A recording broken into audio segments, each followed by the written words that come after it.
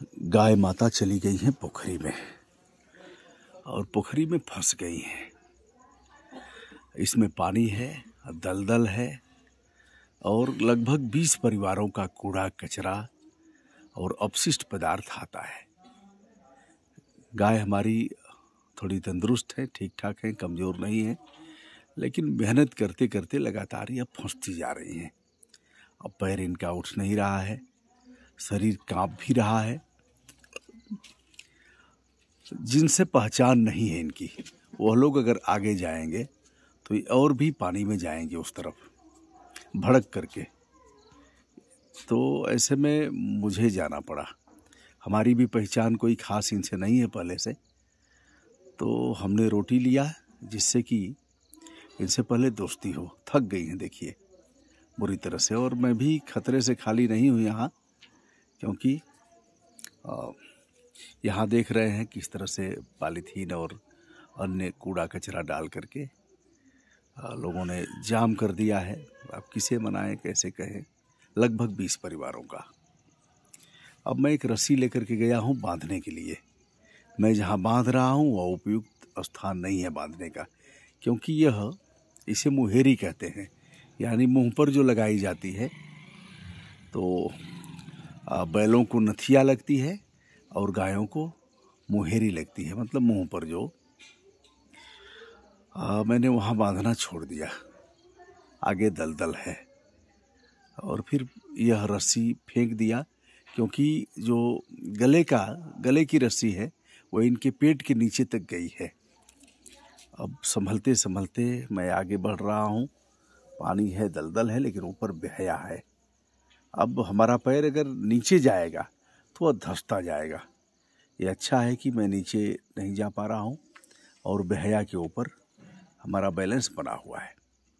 ऐसे निकालते हैं। हमने पूंछ पकड़ करके उठाने का प्रयास किया, क्योंकि पीछे धंस गया है इनका। दोनों पैर धंस गए हैं। अब एक प्रयास मैंने यह भी किया, दूसरे सोच रहा हूँ किया क्या जाए। आगे जो आप देख रहे हैं जो फेंका गया है कूड़ा कचरा, तो इससे आगे अब बढ़ नहीं रही। अगला पैर भी फंस गया है। अब मैंने फिर उठाने का प्रयास किया थोड़ा सा, और यह भी प्रयास कर रही हैं, मेहनत कर रही हैं। अब लग रहा है हम सफल हो जाएंगे, लेकिन अभी भी सफलता नहीं मिली है। हमें पीछे जाना पड़ रहा है। और चूंकि हमने देखा है पूंछ उठा करके, तो गाय को भी लग रहा है कि हमें सहारा मिल रहा है, और यह भी मेहनत करके चढ़ने का प्रयास कर रही हैं। मेहनत सफल हुई, किंतु गाय बुरी तौर से थक गई है।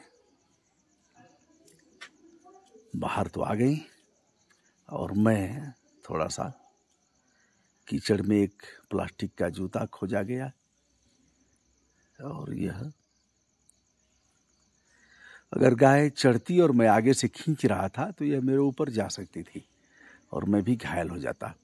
चूँकि मैं उतना खिलाता पिलाता नहीं हूँ, इसलिए हमारी दोस्ती इनसे उस तरह की नहीं है।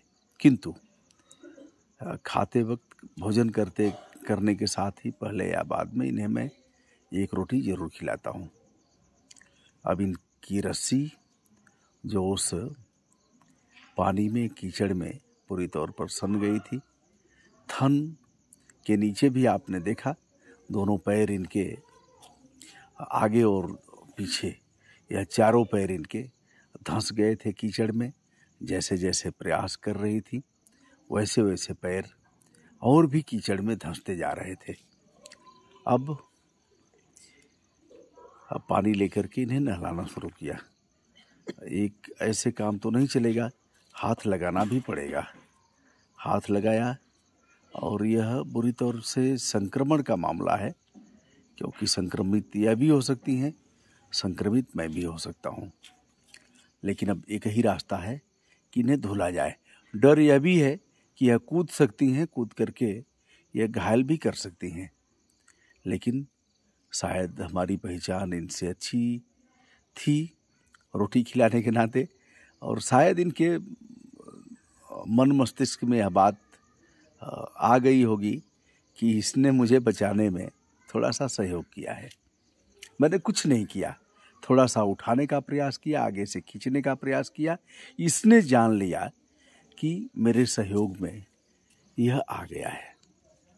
तो दोस्तों, गाय और भी घायल हो सकती थी, उसमें शीशे के टुकड़े हैं और लोग दवा का भी डाल सकते हैं, इसमें सिरिंज वगैरह का भी हो सकता है। थन इसका अच्छा गई कैसे? यह दूध इनका निकलता है जब हम लोग घर के भीतर ले जाते हैं। थन कम लग रहा है लेकिन दुधारू है। हालांकि यह देसी प्रजाति की नहीं है, देसी प्रजाति की गाय पहले थी लेकिन वह चली गई। हम लोग तब से प्रयास कर रहे हैं कि देसी प्रजाति की गाय आ जाए। अब देखिए कब तक हो रहा है। दूरी बना करके अगर कूदेगी वहाँ से तो हमारे पैर पर चढ़ सकती है, क्योंकि रस्सी भी लंबी है। पत्थर में इसकी रस्सी को लगा दिया गया है। रस्सी भी कीचड़ में सन गई है, इसलिए रस्सी को भी धोना पड़ेगा। तो दोस्तों, आपने यह देखा गाय को किस तरह से मेहनत करके बचाने का एक प्रयास किया गया है। बाहर बहुत लोग थे और अगर हम लोग कई लोग जाते तो गाय डर करके, जिसे देहात में कहते हैं कि चिहुक जाती है, यानी यह और भी भीतर जाती। जैसे जैसे भीतर जाती वैसे वैसे दलदल बढ़ता जाता और बढ़ने के साथ ही गाय के लिए काफ़ी खतरा पैदा होता। आप देख रहे हैं यही वह हरिशंकरी है जिसे पूज्य पिताजी ने यहाँ रोपित किया था, जिसमें पीपल है, पाकड़ है, बरगद है और फिर यह विशाल रूप ले रहा है हरिशंकरी, जिसमें तमाम देवताओं का वास होता है। चलदल पीपल के पत्ते को कहते हैं, यानी हमेशा चलता रहता है। मैं इनका थन धुलने का प्रयास कर रहा हूँ। अब वहाँ मैं हाथ अगर ले जाऊँगा तो यह हो सकता है कि हम इनका दूध नहीं निकालते हैं तो हो सकता है कि इनको दिक्कत हो जाती। इनके बछड़े नहीं हैं, स्वर्ग सिधार गए हैं। तो ऐसे में इस गाय को बोलते हैं बकेन, बकेन ऐसे बोलते हैं। अपनी अपनी भाषा होगी, यानी बिना बछड़े की गाय जो दूध देती है। तो बछड़े नहीं रहते हैं, कुछ गायें दूध देने लगती हैं और कुछ गायें दूध नहीं देती हैं। हम रस्सी को भी धुल रहे हैं और इसे कई दिन नहलाना पड़ेगा, तब जा कर के यह ठीक होगी। इच्छा थी साबुन से नहला दिया जाए, लेकिन शाम का वक्त और थोड़ा ठंड का भी मौसम है, इसलिए गाय के साथ जो कीचड़ लगा था उसे हटा करके इसे नहलाने का प्रयास किया गया। दोस्तों, इस तरह से हमारे समय में बहुत से पशु, पड़वा गिर जाता था, गाय गिरते थे, भैंस गिरते थे, कुएं में चले जाते थे, तो उसे निकालने में काफ़ी मेहनत होती थी। अब कहीं रास्ता नहीं रहा। जिस स्थान पर गिरी थी वहाँ जेसीबी का प्रयोग भी नहीं किया जा सकता था, और पशु पर जेसीबी का प्रयोग करेंगे तो वह घायल भी हो सकता है, उसकी जान भी जा सकती है। यह इसकी जो रस्सी है इसको भी धुलने का प्रयास कर रहा हूँ। रस्सी इसकी बदल दी जाएगी और फिर हो सकता है गाय भीतर न जाए, लेकिन यहाँ लग रहा है कि बांस वांस बांधना पड़ेगा